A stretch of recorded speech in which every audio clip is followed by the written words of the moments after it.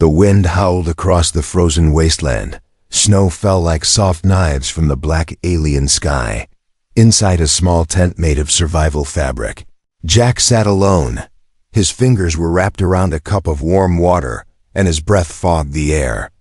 He had been stranded here for 3 days after his ship crashed on this icy planet. There was no sign of help, no signal, no sound except the wind. He pulled the blanket tighter around his shoulders and checked the heater beside him. Just enough power left for 2 more nights. Maybe 3 if he didn't move much. Then suddenly, knock knock, Jack froze. Someone or something was outside his tent. He reached for his survival knife and moved toward the flap. Another soft knock, slower this time. Jack opened the flap just a little and looked out. Standing in the snow was a girl, not human, but close. Her skin was glowing faintly blue, her hair long and wet from the snow. She had no shoes, just thin cloth wrapped around her feet. Her lips trembled as she spoke. "I cold, may I stay?" Jack blinked, unsure if he was dreaming. She looked young, maybe in her early 20s by human standards. He could see her arms shaking, her breath coming in short gasps. He knew this cold could kill her in minutes. Without thinking, he opened the flap wider and waved her in. "Come inside, hurry," he said. She crawled in, holding herself tightly as she sat near the heater. Jack threw his second blanket over her and gave her a warm pack. She didn't speak much, just nodded. Her eyes glowed faintly in the dim light. Large and full of something he couldn't read, fear. Or maybe sorrow. Jack sat across from her, watching as she slowly stopped shaking. "You're lucky you found me," Jack said, trying to start conversation. She didn't respond at first, just stared at the heater. Then she looked at him, her voice soft. "Not luck, I followed." "Warmth." Jack tilted his head, confused. "You followed the heat signature?" he asked. She nodded. "I saw firelight and heartbeat." "Heartbeat?" Jack repeated. "Yes, human heartbeat. Strong. Pure," she said, pointing to her chest. Jack gave a small, awkward laugh. "Well, you found one. But I don't know how strong I am right now," he said. She didn't smile. Instead, she crawled a little closer, her glowing eyes fixed on him.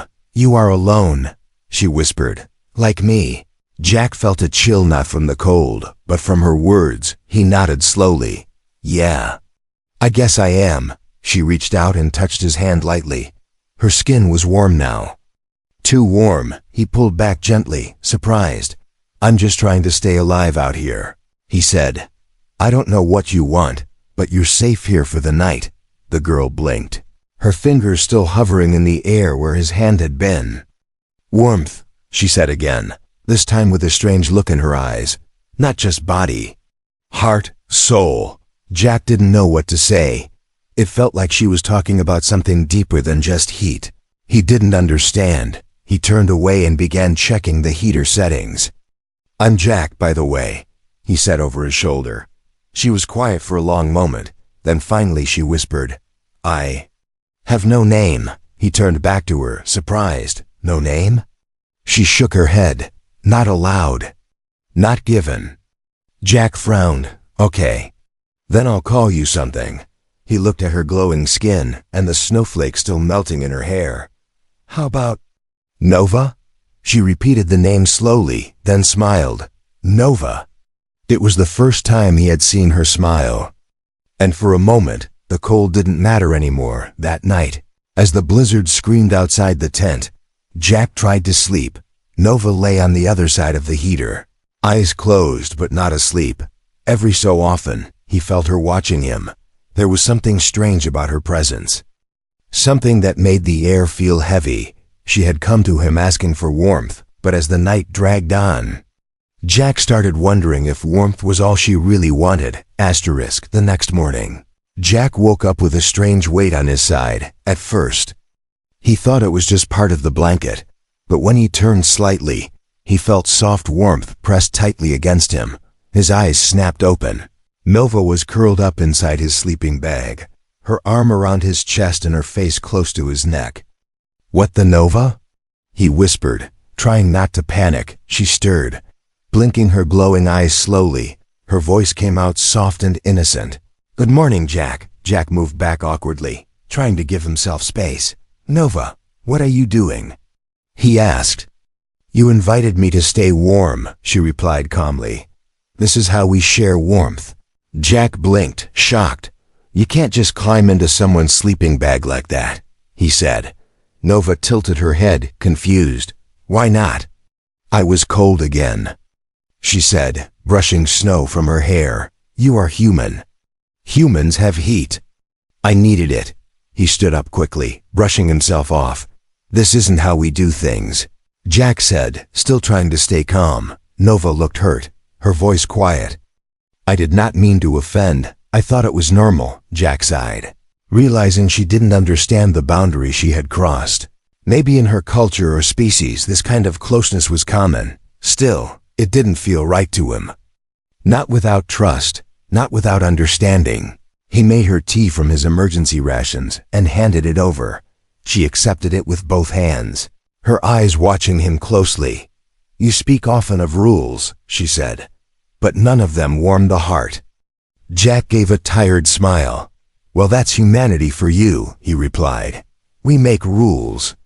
Even when we're cold and alone, Nova didn't answer, just kept sipping the tea. The silence between them grew thick, like the snow outside the tent. Later, while checking the solar panel outside, Jack saw Nova kneeling near the heater. Her hands were spread out, her eyes closed. He walked over and crouched beside her. "What are you doing?" he asked. Nova didn't open her eyes. "I am listening," she whispered. "To the warmth." Jack chuckled nervously. "You're a strange one," he said. Nova finally looked at him and said something that made his heart skip. "Your warmth speaks louder than your words." He wasn't sure what to say to that. Before he could reply, Nova pulled something from the pouch at her side. It was a small object, round, glowing with soft red light. "What's that?" Jack asked. "This," she said, "is a life spark stone. Only responds to soul heat." She reached forward and gently placed it in Jack's hand. It was warm at first, then suddenly turned hot, then cold, then warm again. The stone pulsed with soft light, glowing brighter than before. Nova's eyes widened. It responded to you," she whispered. "No one in my colony ever made it do this." Jack looked at the stone and then at her. "What does that mean?"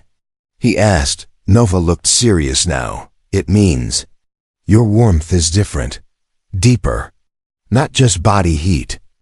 Jack felt a strange chill crawl down his back. "Nova, I think we need to talk," he said. Nova leaned forward, curious. "What is talk?" Jack sat back down and began explaining slowly what personal space meant. He tried to tell her how humans see closeness and how trust is built over time. Nova listened carefully, sometimes tilting her head like a child learning a new word. At the end of his explanation, she nodded. "I will learn your ways, Jack," she said, "if that makes you feel safe."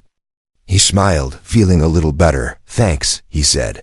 But then she added, "Only when you are ready. I will show you our way too." That night, Jack zipped up his sleeping bag carefully and kept some space between them. Nova didn't crawl in this time, but she still moved close enough to touch his hand. Just the tips of her fingers rested on his skin. He let her. There was something in that small contact that felt honest, not sexual, not forced, just connection. As he closed his eyes, Nova whispered something in her own language. The life spark stone pulsed quietly in her hands. Outside, the snowstorm grew stronger, but inside the tent, a strange kind of peace had settled. Jack didn't know what Nova truly wanted from him yet, but one thing was becoming clear. She wasn't just another lost traveler looking for heat. She was looking for something much deeper, and maybe so was he. The snow had slowed by morning, but the cold still wrapped the land like an invisible hand.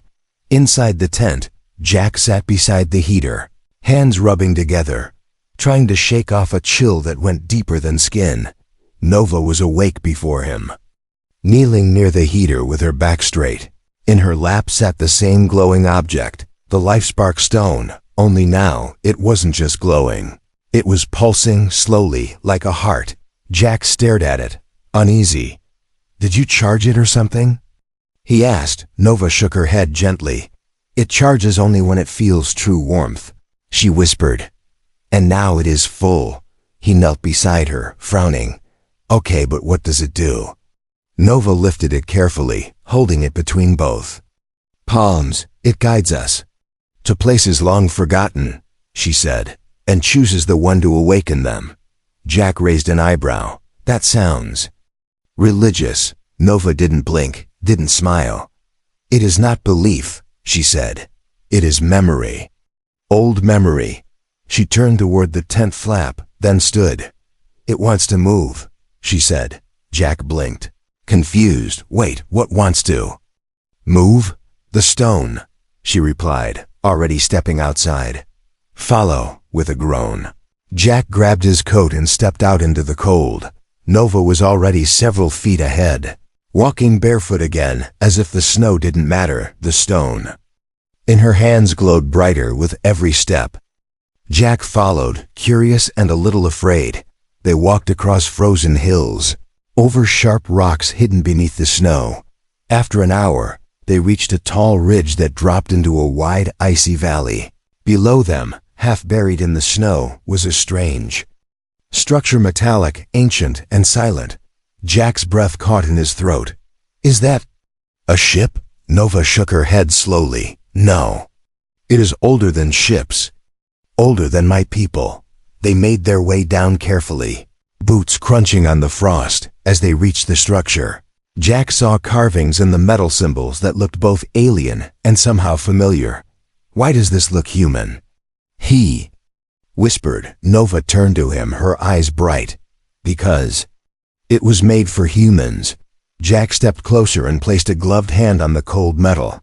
Suddenly, the life-spark stone flared in Nova's hands, glowing with a golden light. A loud hum rose from the ground beneath them. A circular door began to open with a hiss, sending steam into the air.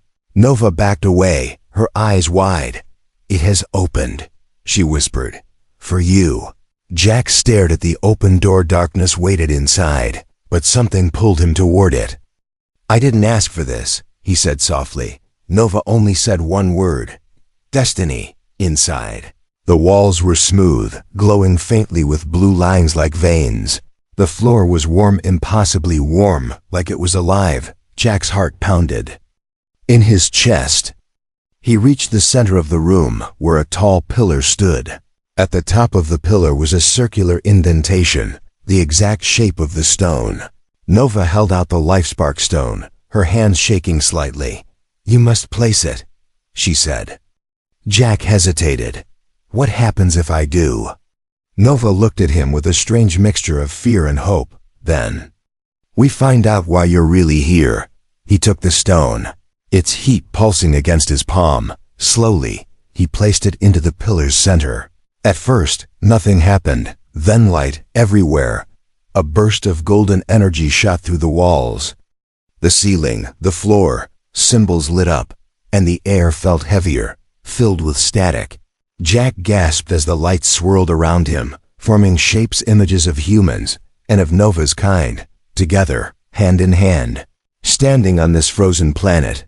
A voice echoed through the chamber, not male, not female, not human. Once broken, now possible again. Jack turned to Nova, who was now on her knees, her hands over her heart. Tears ran down her cheeks, steaming in the warm air. "You are the rekindler," she whispered. "The one written in the oldest record." Jack stumbled backward. This can't be right." But as he turned toward the door, the wall behind him shifted. It revealed a second chamber, one lined with glowing cocoons, and inside them beings, sleeping, waiting. Nova stood beside him, still crying. "You didn't just bring warmth, Jack," she said. "You brought back hope." Jack stared at the sleepers, at the ancient technology, at the strange visions. He had come here expecting to die alone. But maybe, just maybe, he was meant to wake a world instead. The air inside the ancient chamber was warm, but Jack's hands still trembled. He had just activated a forgotten system, awakened something older than both his species and hers. The cocooned figures still slept behind the glowing wall, silent and peaceful. Nova stood beside him, her face wet with tears, her lips moving in a quiet prayer. Jack wanted answers. "What are they?" he asked, voice tight. Nova turned to him slowly. "They are the first kin," she whispered. "Our ancestors. Those who walked beside humans. Before the cold age came." Jack rubbed the back of his neck. "You really believe that? That humans and your kind once lived together?" Nova nodded, placing her hand gently on the glowing wall. "It's not belief, Jack," she said softly. "It's memory, carved into our blood." Suddenly, the floor beneath them shifted slightly. A soft vibration hummed through the chamber. Nova gasped and looked toward a hallway that had not been opened before.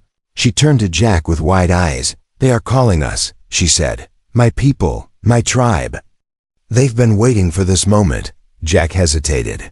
He had already crossed so many lines, walked into ancient tech, been called a rekindler by someone who barely understood humans. Still, his curiosity was stronger than fear. "All right," he said. "Let's go." They stepped into the hallway, which lit up with each step Jack took. Blue lights pulsed like waves under his feet, responding to him, not Nova. She watched in awe, whispering words in her language that Jack couldn't understand. The passage curved downward into a deeper part of the structure. Finally, it opened into a wide underground cavern. The sight before them made Jack stop in his tracks. Hundreds of her kind stood in the glow of crystals, their skin ranging from pale silver to deep violet. They were tall, graceful, and silent as they looked up at the newcomers. At the center of the gathering stood a figure much older than Nova. His back was straight, eyes glowing with deep light, and his robe shimmered with ancient symbols. Nova stepped forward and knelt before him. "Elder Mien," she said, her voice full of emotion. "The rekindler has come." The elder walked toward Jack slowly, his eyes never blinking. He stopped just inches away from him, staring into Jack's face. "You are not one of us," he said. "And yet, the stone opened for you." Jack swallowed hard. "I didn't mean to." The elder raised a hand. "Meaning does not matter, only truth," he said. "And the truth burns in your chest like a sun." The tribe murmured around them, some stepping forward, others backing away in fear. Nova rose to her feet and turned to them. "We've waited centuries," she said, "our warmth fading, our history forgotten. But he brings it back." An older woman stepped forward and asked, "What if it's a trick? What if the warmth is only skin deep?" Nova looked at Jack, then back at her people. "I've touched his soul," she said quietly. "It burns. With more than heat." Elder Mien nodded slowly. "Then he must be tested," he said. Jack frowned. "Tested how?" Nova touched his hand gently. "It's not pain," she said. "It's trust." Two tribe members brought forth a crystal bowl filled with liquid silver light. Elder Mien gestured to it. "This is the trial of sharing," he said. "You must place your hand in it and let us see your heart." Jack hesitated. "What happens if I fail?" "Then the warmth dies," Mien replied, "and we return to waiting." Jack stepped forward and looked down at the liquid. He took a deep breath and plunged his hand into it. At first, it felt cold, then warmth spread through his entire arm. Memories not his own flooded his mind, smiles, laughter, human and alien voices together. He saw children with mixed features, hand-carved tools, music under alien stars.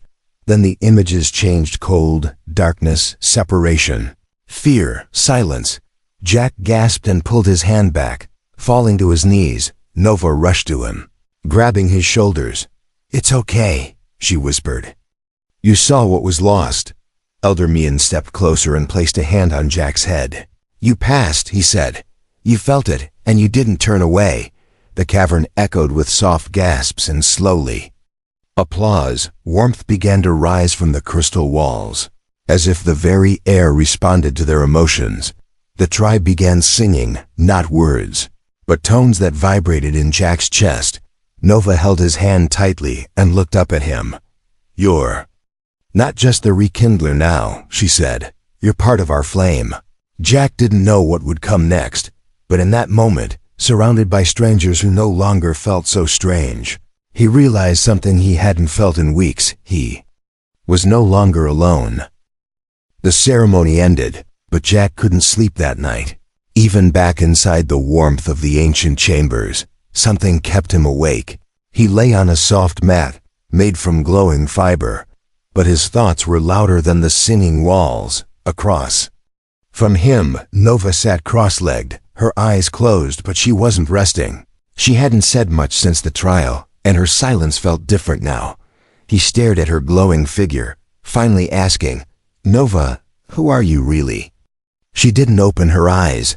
"I am the one who brought you here," she said quietly. "That's not an answer," Jack replied, sitting up. "You didn't just get lost in the cold and knock on my tent by accident, did you?" Nova opened her eyes slowly, glowing brighter than the heater had ever shown. She stood, walked toward him, and sat down beside him without speaking. Then finally, in a whisper, she said, "My name is not Nova." Jack blinked. "I gave you that name." He said, "You said you didn't have one." "I lied," she admitted. "My real name is Sirali, daughter of the exiled flame-bearer." Jack sat back, stunned. "Exiled? Why?" "Because he believed in unity," she said. "He believed that one day, a human would return to light the ancient fire. But our council called him a traitor. A dreamer." Jack tried to take it all in. "You used me," he said, hurt bleeding into his voice. Sirali looked down at her hands. "I tested you," she said, "not because I wanted to use you, but because I hoped you were real." Jack stood and began pacing. "So everything, the tent, the cold, sharing body heat, that was all planned?" Sirali stood as well, her voice firm. "No, not all. I truly was cold. I truly did not know if you would let me in." Jack turned to face her. "And if I hadn't? Then the last hope of our people would have frozen with me," she whispered. "And you'd never know what you were meant to awaken." The words hung in me. Air like smoke. Jack ran a hand through his hair. "Why didn't you tell me the truth earlier?" "I was afraid you'd walk away," she said. "Afraid you'd think I was manipulating you." Jack didn't answer right away. He stared at the glowing symbols in the chamber walls, all pulsing gently now. "So what happens now?" he asked. Sirali walked to a console and placed her palm against it. A screen rose from the floor, showing an image of the planet from above. "There is more than just this tribe," she said. "Others live far away. Colder places, broken places. They must be awakened too." Jack stepped closer. "You want me to travel to them?" "You must," Sirali said. "Only your warmth can activate the ancient cores. Only you can bring the fire back." Jack sighed. "I'm not a savior." "You are not," she agreed softly. "You are simply a man who chose to open his tent to a stranger. And that choice lit a fire across our world." He looked at her, really looked at her now. She was no longer just a shivering girl from the snow. She stood with the weight of her people's history on her shoulders, and yet, there was still something soft in her gaze, something vulnerable. "Why me?" Jack asked, his voice low. "There were others. Humans came before me, right?" "Yes," Sirali said. "But they brought weapons, not warmth. They came to take, not to give." Jack exhaled slowly. "And I gave you warmth," he said. "You gave me more than that." She whispered, "You gave me trust, safety. Even when you didn't understand me." They stood in silence for a long time.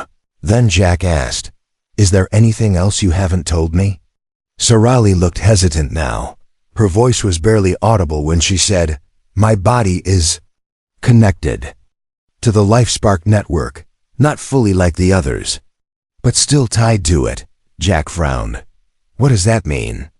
"If the network fails," she said, "I fade with it." Jack's stomach dropped. "So if I refuse to continue, you die?" "Eventually," she said. But I'm not asking out of fear. I'm asking because I believe this fire still belongs to both our kinds. Jack stepped forward, gently placing his hand on her shoulder. I'm not walking away, he said, but I needed to hear it all. Sorali nodded, her eyes wet again. Then I'll show you the place where it all began. They walked deeper into the underground system, past chambers of memory, past skeletons wrapped in stasis light, past long-lost relics of unity. They stopped at a sealed door, one that hadn't opened in centuries. Sorali touched a panel, and it scanned Jack's face. The door hissed open, revealing a mural carved into living crystal. It showed a human and an alien woman, hands joined, standing in flame and light. Is that me? Jack whispered. No, Sorali said softly, but it could be. Asterisk, the wind outside the ancient chamber had begun to change. What was once a howling, biting force now carried a soft, strange warmth. Inside the halls below the surface, Jack stood quietly beside Sorali. He kept staring at the glowing mural of the human and alien standing together in the fire. It looked like him, not in exact face, but in shape, in posture, in purpose. It made his chest feel heavy and light at the same time. So what happens now? He asked, breaking the silence. Sorali turned to him slowly. Now, she said, we give the fire back to the sky. Jack blinked, confused. The sky? Sorali led him to a spiral stairway made of smooth crystal and ancient metal. They climbed for several minutes, winding upward through thick stone and glowing veins of light. At the top, a large circular door stood closed. Sorali pressed her hand to the center, and the door hissed, sliding open with a soft breath of warm air. They stepped out onto a massive platform that overlooked the frozen valley. But something had changed. The air wasn't as sharp now, and the snow around the base of the platform had begun to melt. Tiny rivers of water trickled through the cracks, sparkling like stars. What is this place? Jack asked in wonder. Sorali walked to the center and pointed to a hollowed altar. This is the flame conduit, she said. It connects to the veins under the planet's skin. She handed him the life spark stone, which now glowed bright gold, almost too bright to touch. When placed here, she said, it will spread warmth across the world. Jack stared at the glowing altar, and then at the stone in his hand. He looked back at Sorali. And if I do this, what happens to you? Sorali smiled faintly. I survive, she said. I live, truly live, not as a fading ember, but as flame again. Jack stepped forward, holding the stone over the slot. The wind blew softly. Whispering across his face, he paused. Will it hurt? Sorali stepped beside him and placed her hand over his. Not pain, she said gently. Only release, he nodded. Then slowly placed the stone into the altar. The moment it settled into place, everything changed. The platform trembled slightly. Then a deep, rumbling sound rose from beneath the ground. The snow in the valley began to crack, steam rising from dozens of spots across the frozen plains. From the altar, golden light shot upward into the sky, piercing the clouds like a pillar. Across the distance, Jack could see lights flicker to life on distant mountain peaks. It was as if the planet had taken a deep breath for the first time in centuries.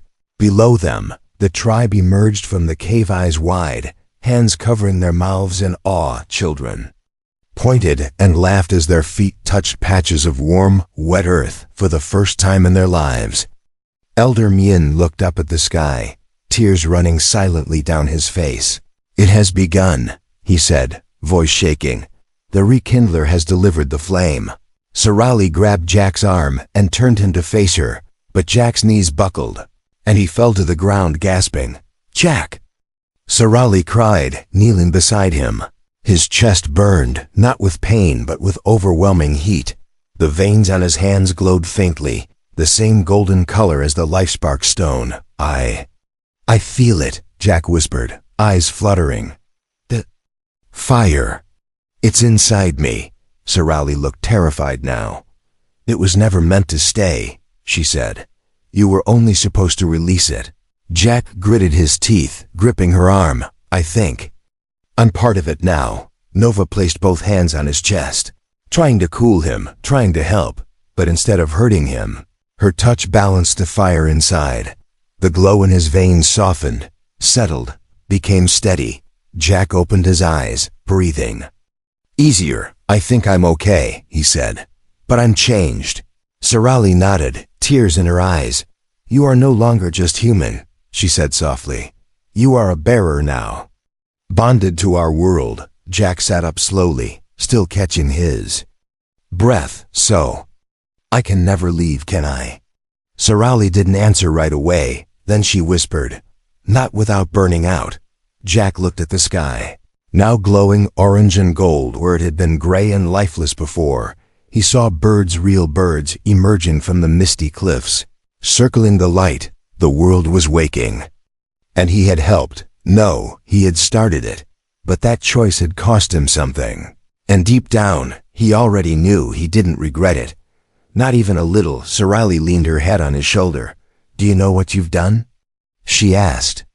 Quietly, Jack smiled, exhausted. I saved someone who knocked on my tent one cold night, he said. That's all I ever wanted. The snow had melted into soft grass where Jack once stood alone. The ancient sky, once gray and frozen, now shimmered with orange clouds and blue light. Birds sang for the first time in generations, and warm winds moved through the valley like a song. Below the glowing platform, the tribe danced, laughed, and built fires not for survival, but for celebration. Their world had changed, and so had Jack. He stood quietly on a small hill overlooking the village. His eyes watched children splashing through fresh streams and elders planting glowing seeds into soft soil. It was peaceful, beautiful, and alive. But in his chest, something still ached. Not pain, not regret, just a question. Sarali walked up behind him, her steps light as the breeze. She touched his arm gently and leaned beside him. You're quiet today, she said softly. Jack nodded. Thinking, he whispered, about Earth. About my old life. Sarali looked at the sky where stars were beginning to appear again, only this time without cold behind them. Do you miss it? She asked. Jack thought for a long moment, then replied, I miss what I thought I had. Before the crash, before the silence. But not what I left. He turned to look at her. You gave me something I didn't even know I needed, he said. She smiled, glowing softly in the twilight. You gave it to me first, she whispered. You opened your tent, your warmth, your heart. Just then, a sound broke through the quiet, a beep, faint but familiar. Jack's eyes widened as he pulled out the old gun device from his belt pouch. The signal light blinked green. Someone found the beacon, he said, eyes locked on the screen. Sarali's smile faded slightly. Your people? Maybe, Jack said. A rescue ship. Finally, Sarali stepped back, her hands trembling. You can go home now, she said quietly. Trying to smile again, Jack looked at her, his chest tight. Yeah, I can, he said. But I'm not sure if I should. The tribe began gathering at the base of the hill, watching as a distant light entered the sky. A human ship, descending slowly. Jack could feel it in his bones. His past was coming to find him. A ship meant to bring him back to the place he'd once called home.